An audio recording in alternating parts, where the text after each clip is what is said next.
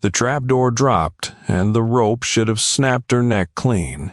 But it didn't, and no one would ever believe what stepped out of the dust to stop it. A ragged stranger who'd change everything that town thought it knew about justice, before the sun even cleared the ridge.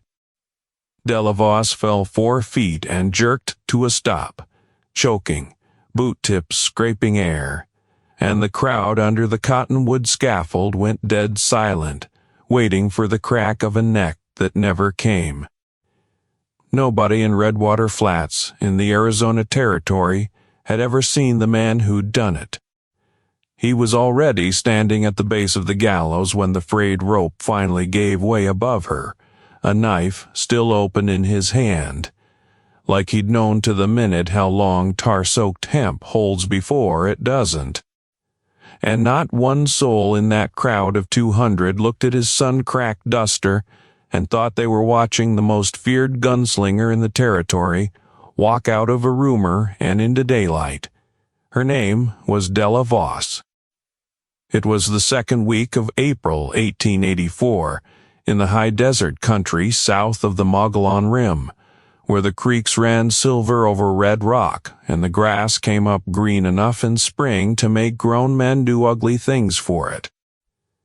She was 26 years old, a widow 11 months, and 30 seconds from being buried in a pine box.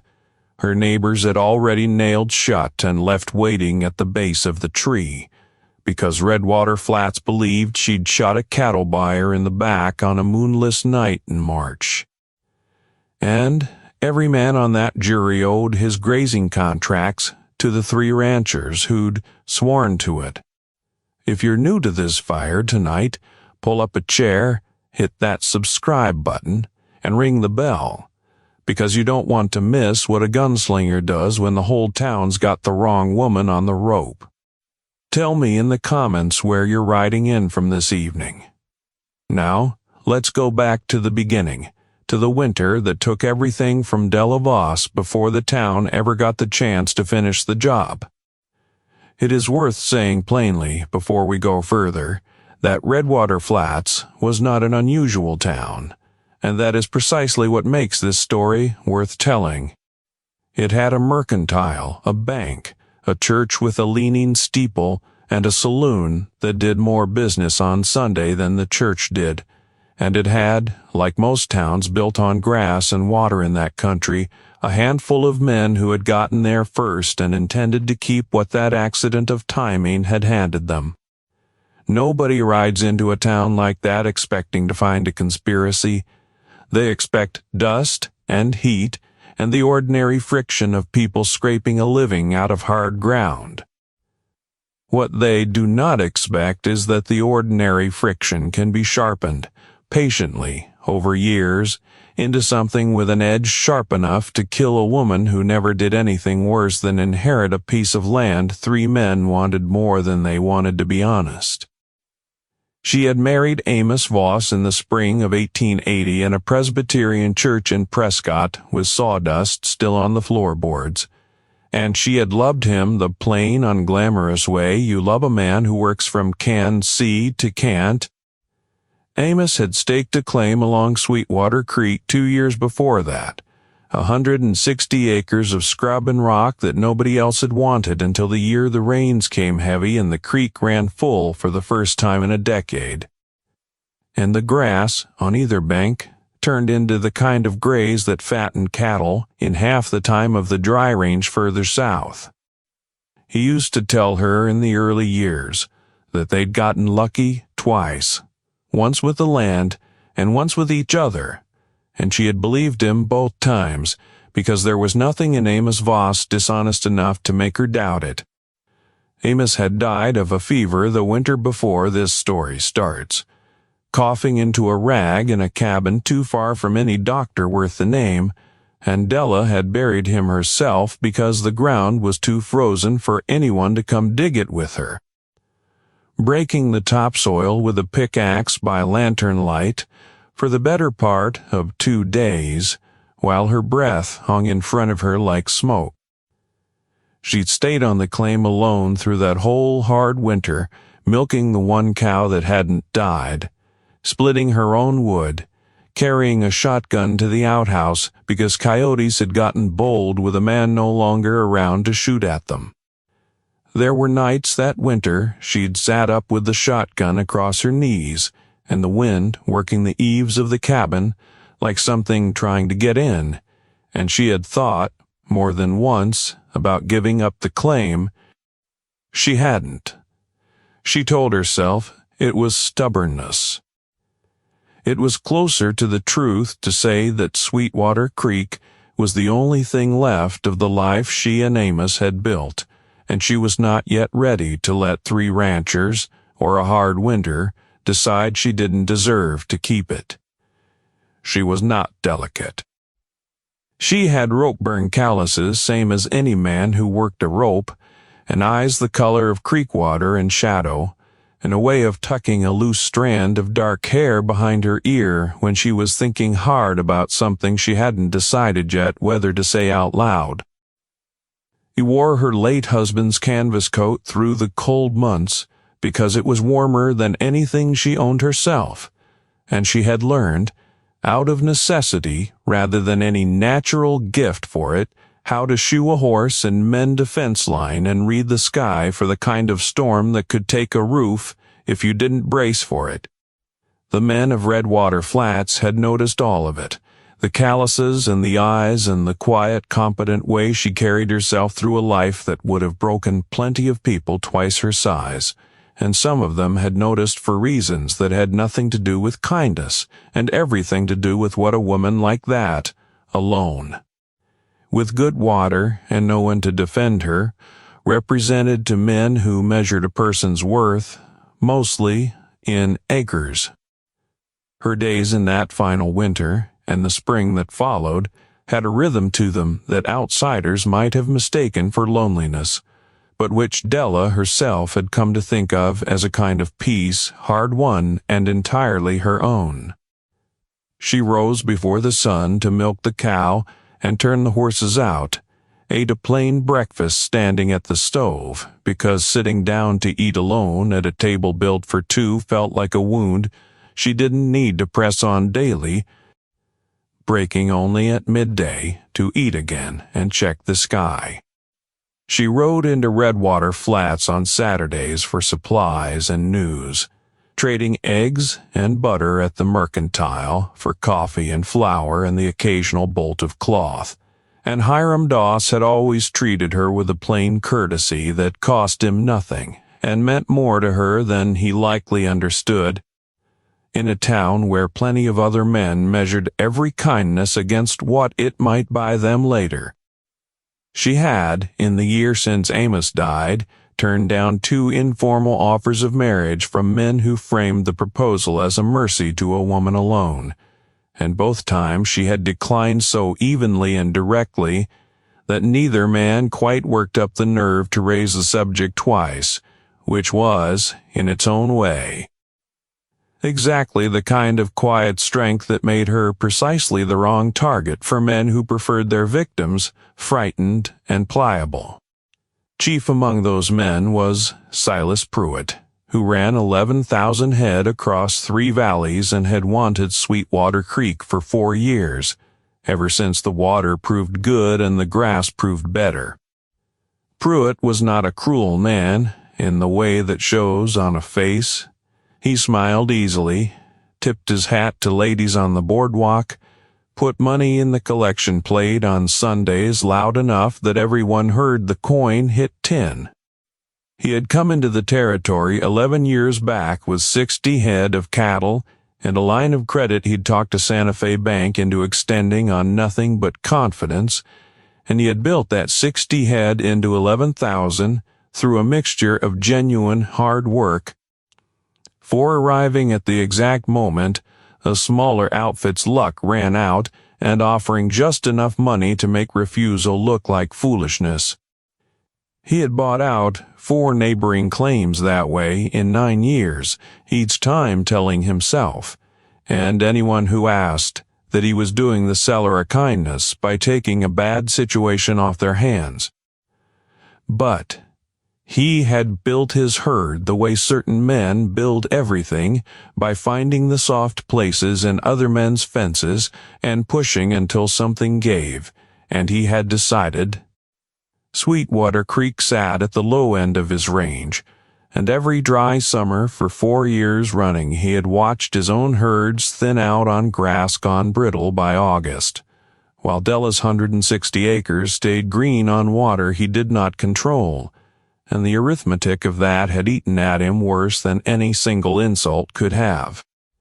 He had 2 partners in it, not full partners in blood, but partners in the particular arithmetic of who benefited if Della Voss lost her water rights. Emmett Hollis ran the second largest herd in the county and had co-signed a bank note with Pruitt 2 years back, against a stretch of range that would come due badly if the drought everyone could feel coming caught him. Judge Cyrus Fenwick wasn't a judge of any court. He'd held the title for one term 20 years back in a different territory and had simply never stopped answering to it. But he owned quietly through a cousin's name on the paper, which held the note on Della's claim and stood to gain a great deal if that claim went to auction, with no other bidders in a position to outbid Pruitt. The man Della was accused of killing was named Walton Reyes, a cattle buyer who had ridden through Redwater Flats twice a year for as long as anyone could remember, buying beef on behalf of a Chicago packing outfit and paying in coin that didn't bounce, which made him popular with everyone who sold to him. Reyes had been shot once, clean through the back, on the road 2 miles north of the Voss claim, on a night in March, with no moon and no witnesses, and his body had been found the next morning by a Pruitt hand, who happened, by no coincidence anyone bothered to examine, to be riding that stretch of road at first light.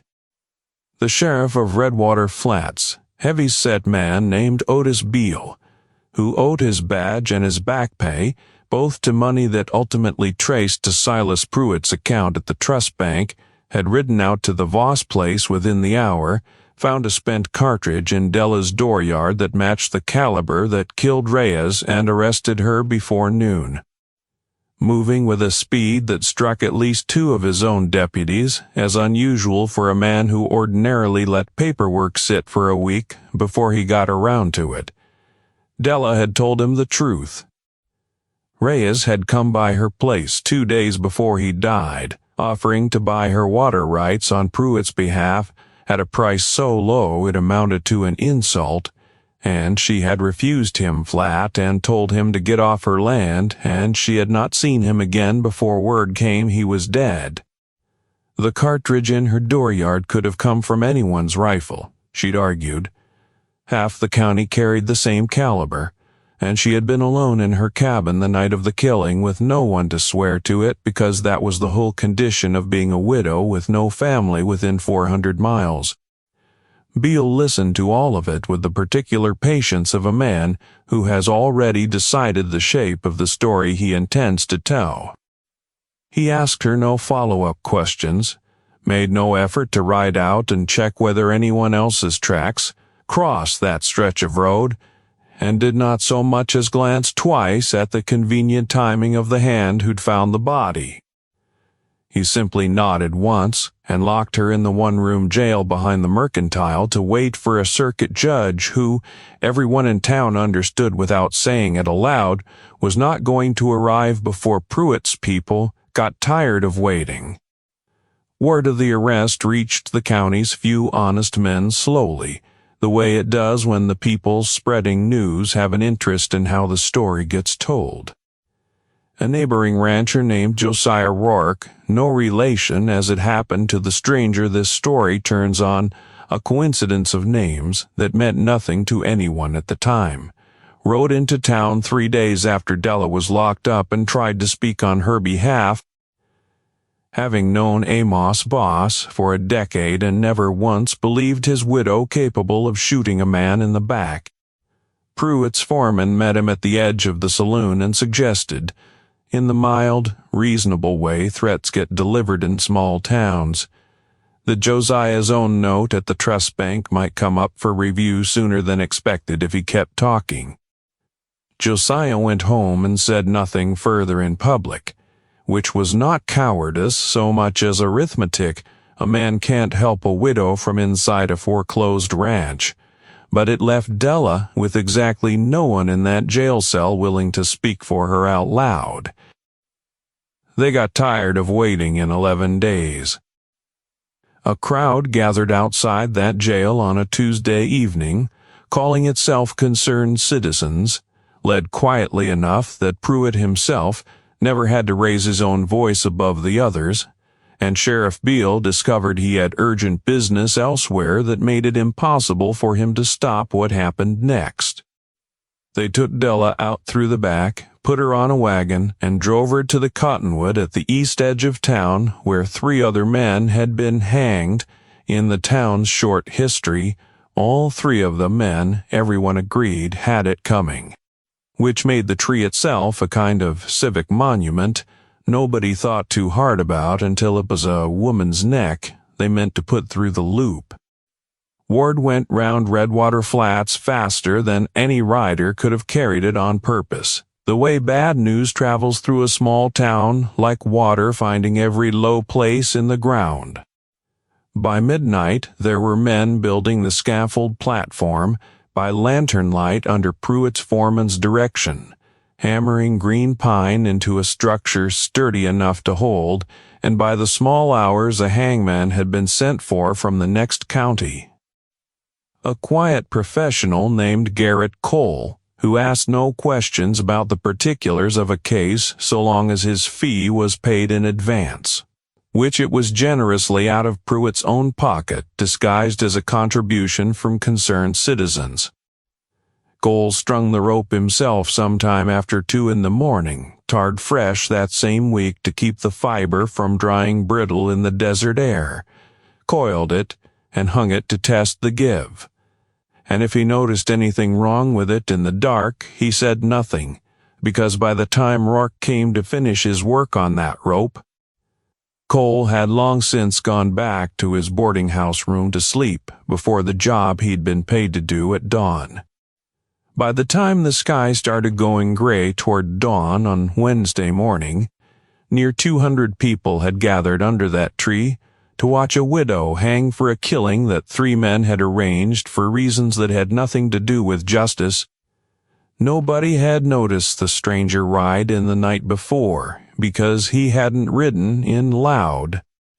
He'd come up the south road at dusk, on a gray gelding gone the color of dust from 100 miles of dry country, wearing a duster so sun-faded it had stopped being any color at all, and he had not stopped at the saloon or the mercantile, or anywhere a man makes himself known.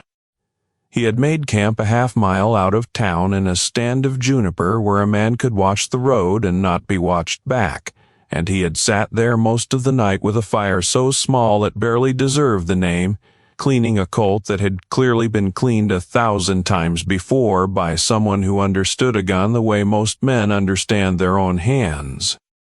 His name, though nobody in Redwater Flats would learn it for another day yet, was Rourke. No first name that mattered to anyone.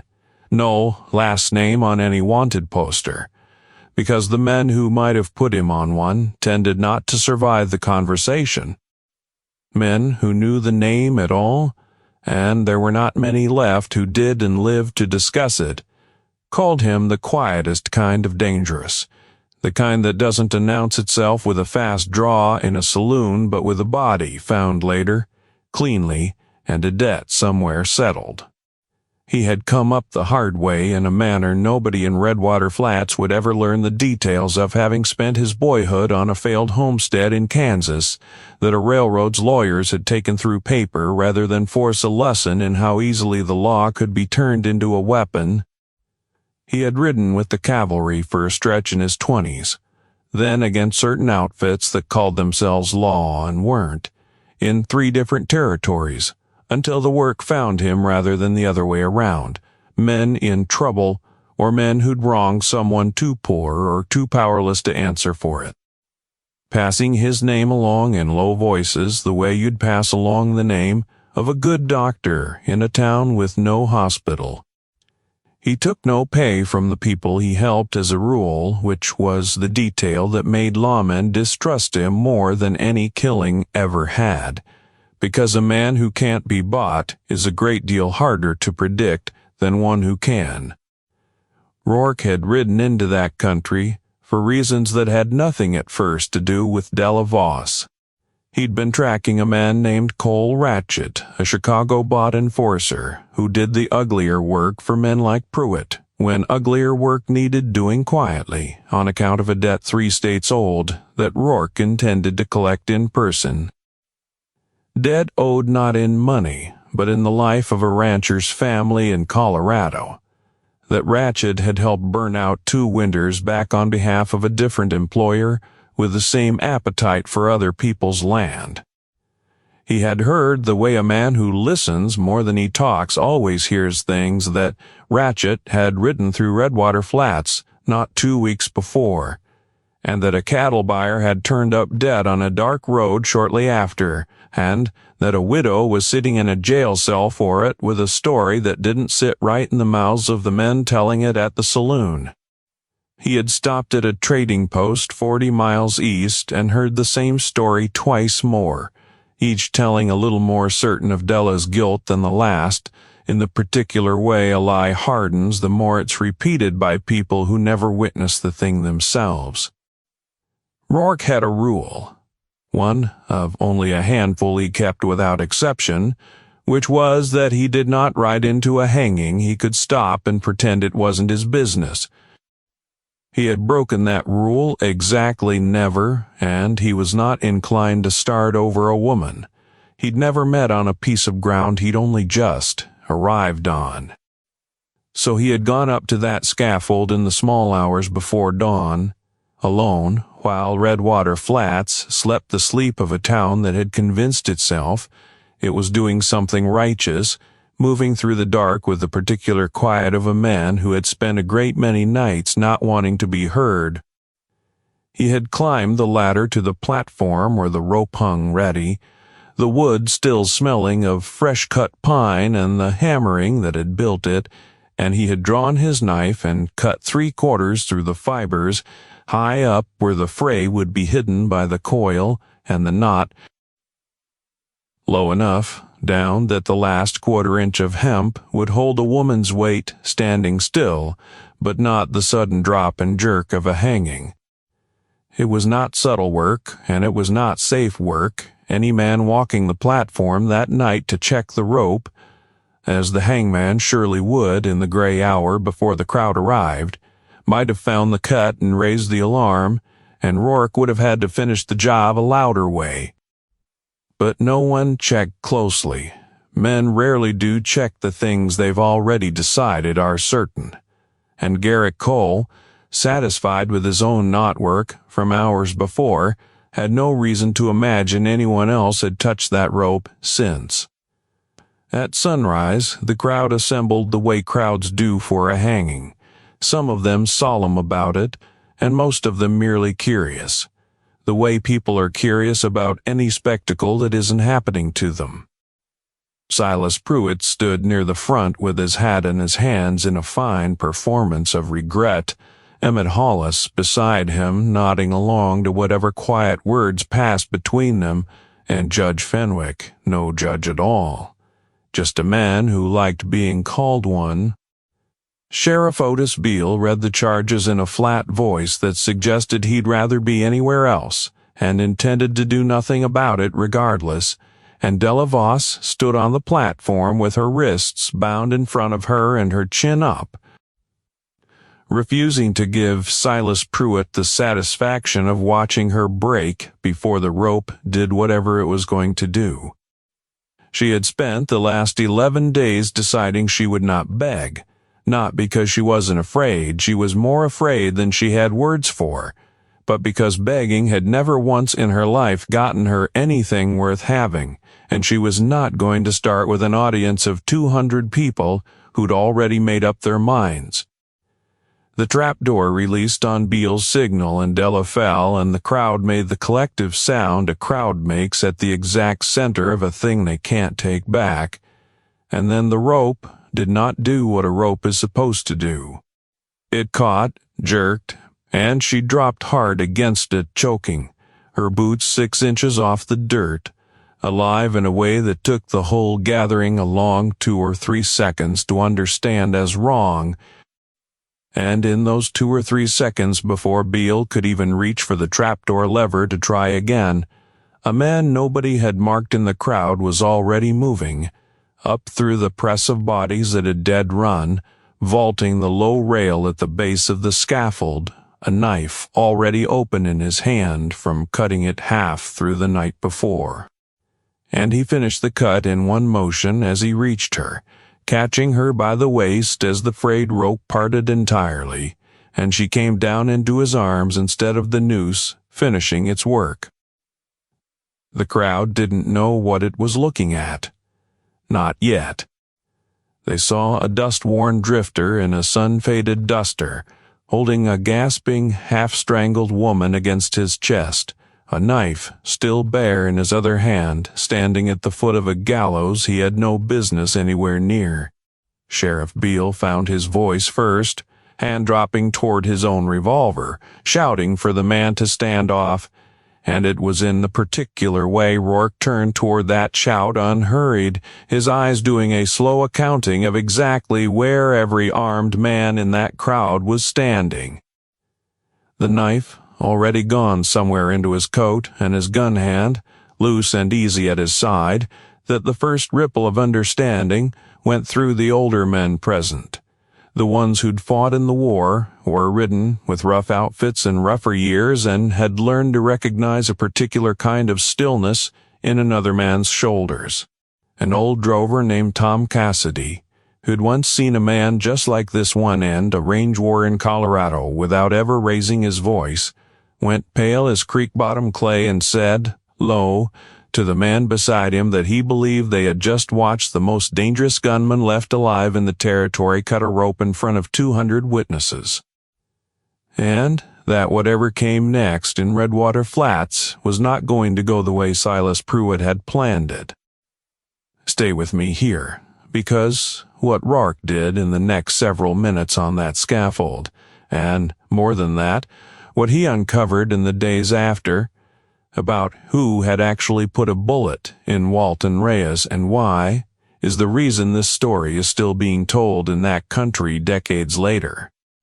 But we need to go back a moment first, to understand exactly who Della Voss was standing next to on that platform, and why the men who framed her had picked the wrong widow to hang on the wrong morning. Della set her bound wrists against Rourke's forearm to steady herself, coughing, her throat raw where the rope had bitten it, and looked up at the man who'd just caught her out of the air like it was an ordinary Tuesday core.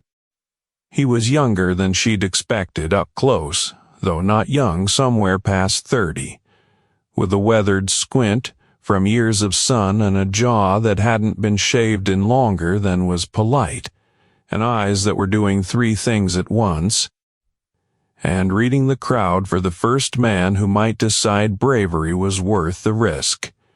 You're not going to die today. It wasn't gentle, exactly, but it wasn't a question either. His attention shifted to the sheriff without his voice ever climbing. Put it away, Beale. You don't want this. Beale did not put it away. He was, whatever else could be said of him, a man who understood that backing down in front of Silas Pruitt in front of the whole town would cost him more than any bullet was worth. So he leveled the revolver. Rourke's hand moved once, so fast that half the crowd would later swear they hadn't seen it move at all.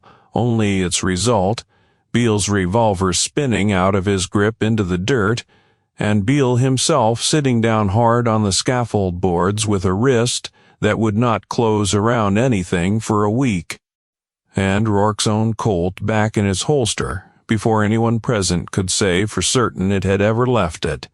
Nobody moved to try again after that. Silas Pruitt, to his credit or his cowardice, depending how you judged such men, did not reach for the shotgun his foreman carried, reading the room with the fast, cold arithmetic of a man who has survived by reading rooms correctly.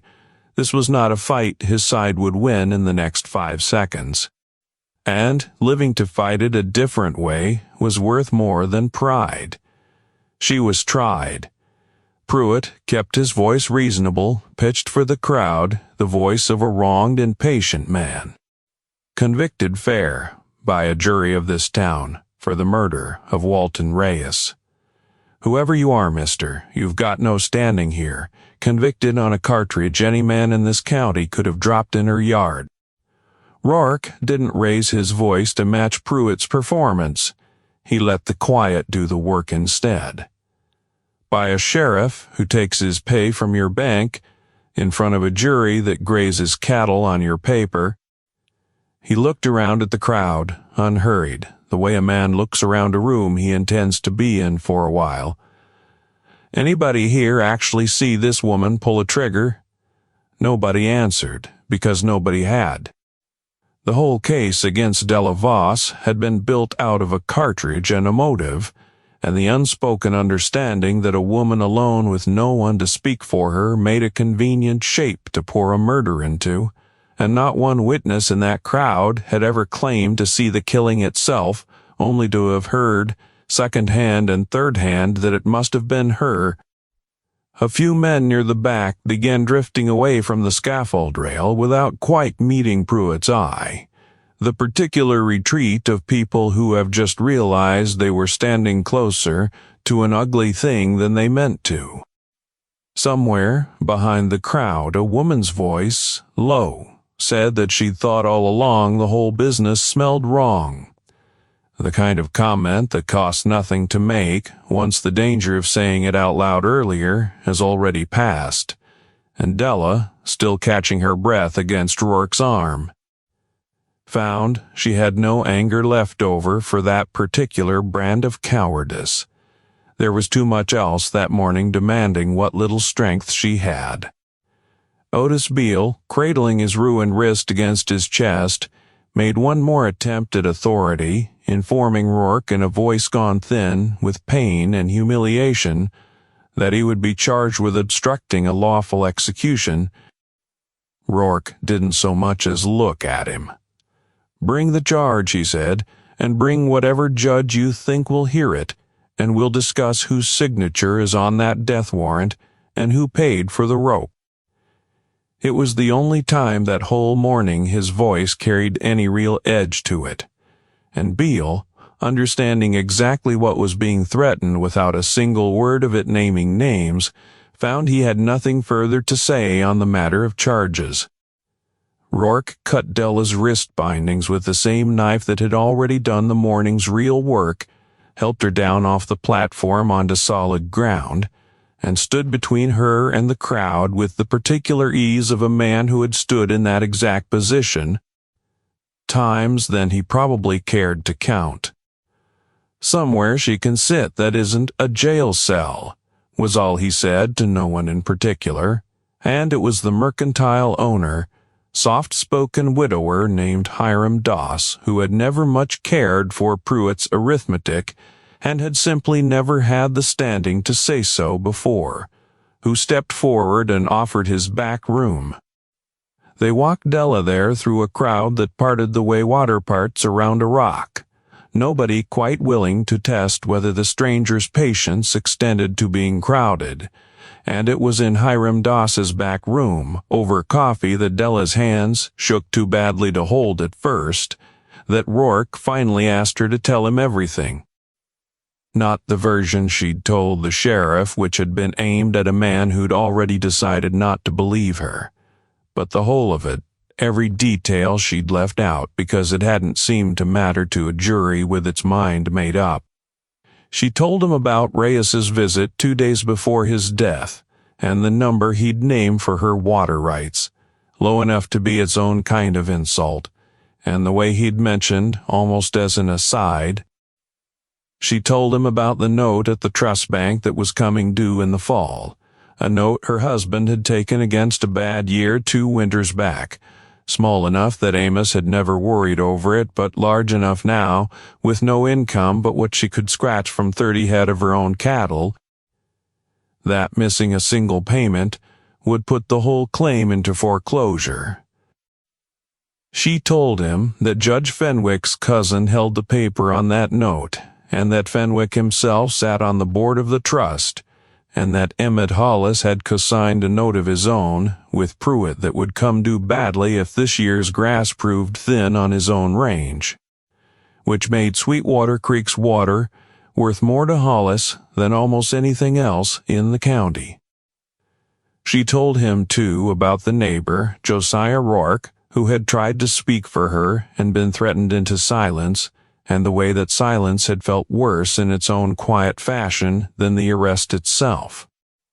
Rourke listened to all of it without interrupting, the way a man listens who has spent a great many years learning that people tell you everything you need if you just let them finish.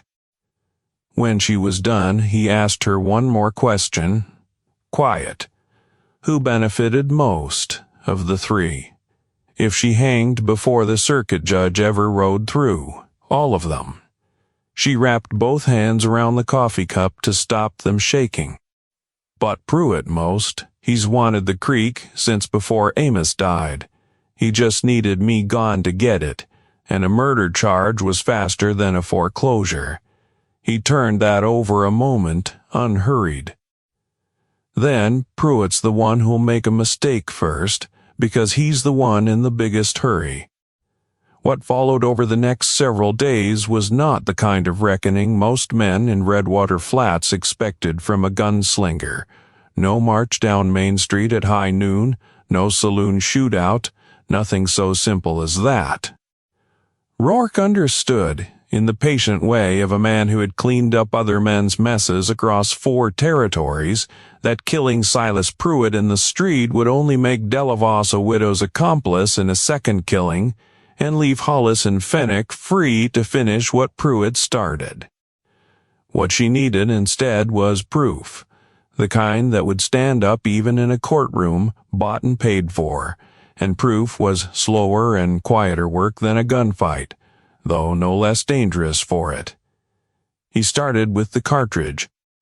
It had been logged as evidence at the jail, and Rourke, with Hiram Doss's help, since Doss served as the town's unofficial notary and had access most men wouldn't question, got a look at it, and found what he'd expected to find, a caliber common enough to belong to half the rifles in the county.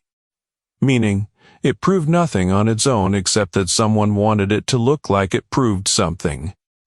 He rode out to the spot on the north road where Reyes had been found, 2 miles from Della's claim, and read the ground, the way trackers read ground, finding what 11 days of wind and 1 hard rain hadn't quite erased, a second set of hoof prints besides Reyes's own mount, coming from the direction of Pruitt's home ranch and not from Della's claim at all. And a spot in the brush 30 yards off the road where a man had knelt and waited, the kind of waiting that only makes sense for an ambush. Silas Pruitt, meanwhile, was not a man to sit idle while a stranger picked apart the story he'd spent months building. Word of Rourke's questions reached him within a day. The mercantile, the jail, the North Road, all of it reported back by men on his payroll, who noticed everything and understood the value of noticing, and Pruitt made the calculation that a problem discovered early. He sent 2 of his hands to the juniper stand where Rourke had made his first camp, with instructions that amounted to making the stranger's continued presence in the county a physical impossibility. They came at him in the gray hour before dawn on the 3rd day, the same hour he'd chosen for his own work on the scaffold rope, thinking to use his own preferred silence against him. It went badly for them, and quickly.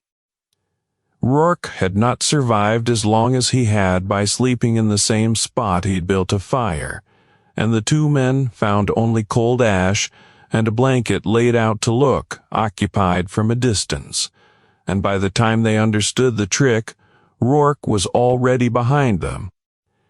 He did not kill either man, judging correctly that two live witnesses willing to talk, once properly frightened, were worth more to Della's case than two dead ones would ever be.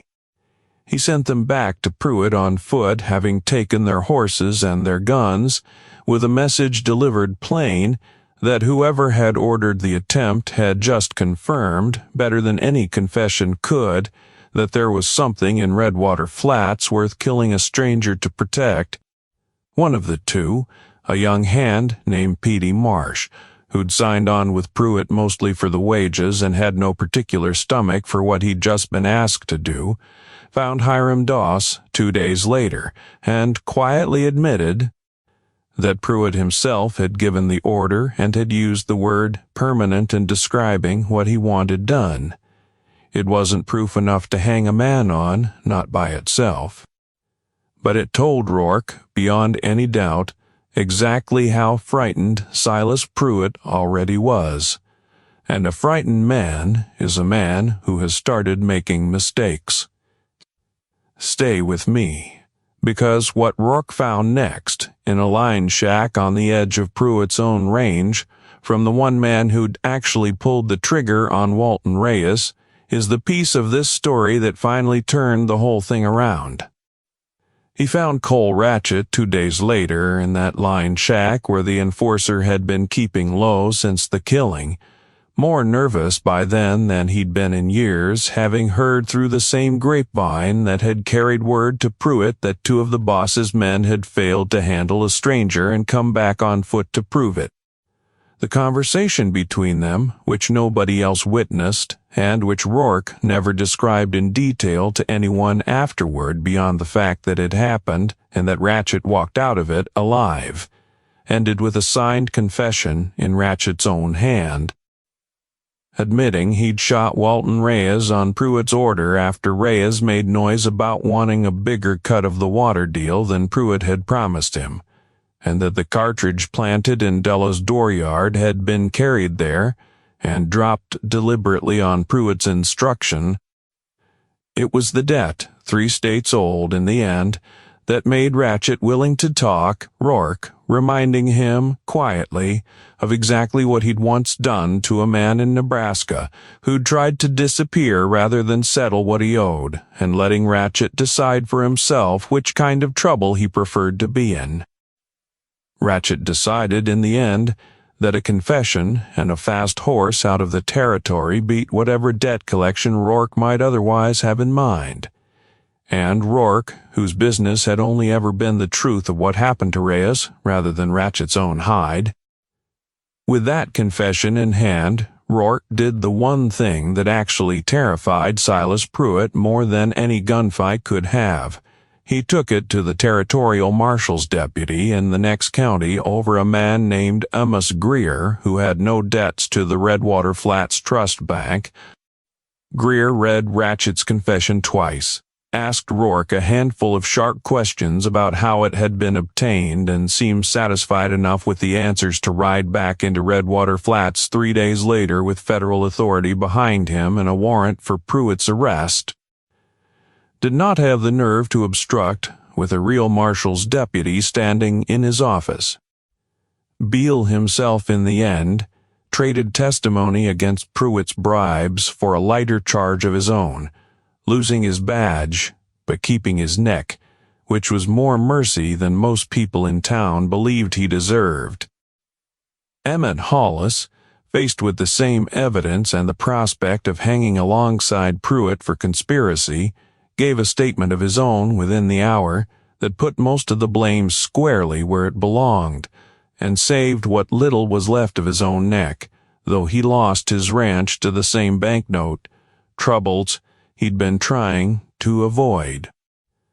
A irony that seemed lost on nobody in Redwater Flats who'd watched him scheme for a widow's water, rather than simply weather a hard season. Judge Fenwick, whose crimes had all been committed on paper rather than in the dark, lost his seat on the trust's board and his cousin's controlling share, along with it, though he never did see the inside of a cell, which was its own kind of injustice that Della learned. Silas Pruitt was tried the following month, in a courtroom that, this time, had no reason to rush and no jury beholden to his cattle contracts, since the marshal's office had taken the unusual step of drawing jurors from 2 counties over. The trial lasted 4 days, and Della sat through every hour of it in the front row, dressed plainly, her hands folded in her lap, watching the same man who had built a gallows for her listen to his own downfall. Ratchett's confession was read aloud first, in a court clerk's flat recitation that somehow made the details land harder than if Ratchett himself had wept them out, and Petey Marsh followed, young and visibly frightened but steady enough in his account of the order given in the juniper stand. Rourke himself gave testimony from the back of the courtroom in a voice so flat and unremarkable that the clerk, taking it down later, said he'd had trouble believing this was the same man half the county was already telling stories about, the man who'd disarmed a sheriff with one motion, who'd talked a hired killer into a signed confession without anyone hearing so much as a raised voice through the line shack's thin walls. He answered every question put to him plainly, volunteered nothing beyond what was asked, and left the stand the moment he was excused, declining even to wait for the verdict, because a courtroom was already more attention than a man like him could safely absorb in one territory. Pruitt's own lawyer, hired at considerable expense from Santa Fe, tried to argue that a confession obtained by a nameless drifter under unknown duress deserved no weight at all, painting Rourke as little better than the vigilantes who'd built the scaffold in the first place. The argument might even have worked had Petey Marsh's independent account not matched Ratchett's in every particular. Neither man could have coordinated between them, and had the ground itself, the second set of hoof prints, the waiting spot in the brush, all of it noted by a surveyor Amos Greer had brought along specifically to make the physical evidence unimpeachable, not confirmed the shape of the ambush exactly as both confessions described it. The jury took less than 2 hours to convict. Pruitt was found guilty of conspiracy to murder and hanged that autumn on the same kind of scaffold he'd built for Della Voss, though the record does not say whether anyone thought to check that rope twice as carefully as the one before it. Now, stay with me, 'cause the part of this story people remember longest isn't the trial. It's what happened between Della and the gunslinger in the weeks it took to get there, and what it cost each of them once the truth finally came out. Rourke stayed in Redwater Flats through all of it, longer than his own business with Cole Ratchett had strictly required, and if you had asked him at the start of that first week why he was still there, to make sure Pruitt's money didn't buy its way out of the confession the way it had bought its way into the original charge. That was true as far as it went. It was also not the whole truth, and both of them knew it before the second week was out. Della Voss was not a woman who wept easily, or leaned on anyone by habit, having spent a hard winter alone, proving to herself she didn't need to.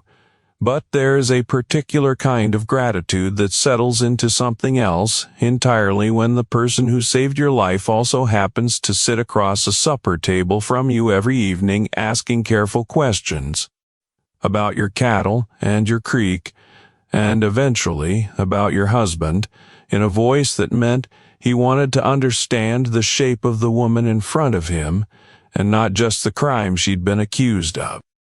She noticed the way he ate like a man who'd gone hungry more than once, and never quite forgotten it, and the way he checked the tree line out of habit before he sat down anywhere, and the long silences he carried that weren't unfriendly, just full, the way a well runs deep and quiet. She noticed, too, that he was careful never to sit with his back to a door, and that he slept on the 2 nights he stayed under her roof rather than out at his camp, in the front room with his boots still on, the way a man sleeps who has trained his body to be useful within 3 seconds of waking. He noticed the calluses on her hands and never once suggested she ought not to have them. Noticed the particular steadiness with which she'd stood on that scaffold, refusing to give Pruitt her tears.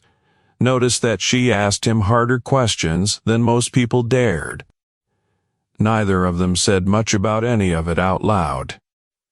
He was a man who had made a long habit of not staying anywhere, on the theory that men like him left a debt of danger behind wherever they lingered, and she was a woman who had just watched her whole town prove how quickly its good opinion could be bought, and neither of those were circumstances that made for easy declarations. There was one evening, the night before Ratchet's confession went to the marshal's deputy, when they sat on the porch of her cabin above Sweetwater Creek, close enough to the water to hear it working over the rocks in the dark, and she asked him plainly whether he intended to leave once this was settled. "I generally do." He turned his hat slowly in his hands, not quite meeting her eyes. "Staying's how a man like me gets somebody else killed for knowing him." She said she understood that well enough, and that she wasn't asking him to change it, only asking because she'd rather know a true thing than sit with a comfortable one. He didn't answer that directly. He looked at the creek a long while instead, listening to it work over the rocks, and when he finally spoke again, it was quieter than before, that he'd cut a rope for a stranger before sunup without knowing her name, and that he did not, as a rule, stay around long enough afterward to learn what kind of person he'd saved, and that he had this time, without entirely intending it, learned a great deal more than he'd meant to. It was not a declaration. It was not even, strictly, a promise. But Della understood it as the truest thing a man like Rourke was likely to say, and she let it stand as enough, because she had learned something too, in that same stretch of nights, that a life doesn't have to be saved to be worth living, and that she would rather have 3 weeks of an honest thing than 30 years of the comfortable lie Redwater Flats had nearly let her hang for.